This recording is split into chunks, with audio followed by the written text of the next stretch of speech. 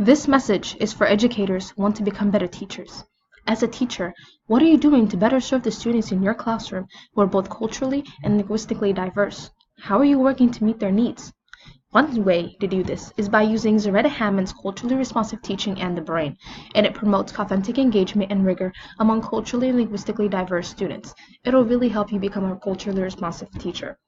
It's a brain-based teaching approach to culturally responsive teaching, which bridges together the brain and culture using facts, examples, and strategies that are all applicable. So what's in store, you ask? Information on the academic gap, culture and its effects on the brain physiology and the science behind it, and as well as what it means to be a culturally responsive teacher and how you can do this. Part of this is building awareness and knowledge, building learning partnerships with students, building intellective capacity, as well as creating inclusive and culturally responsive communities in your classroom. The book really discusses why these are important.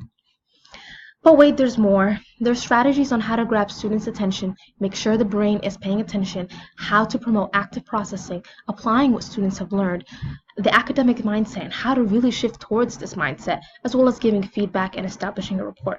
It also gives strategies on how to manage your own emotions while working in the classroom. And this is all done using real-world examples that are applicable and that you can use in your classroom today. And so by using this book, you're able to become a culturally responsive teacher while supplies last.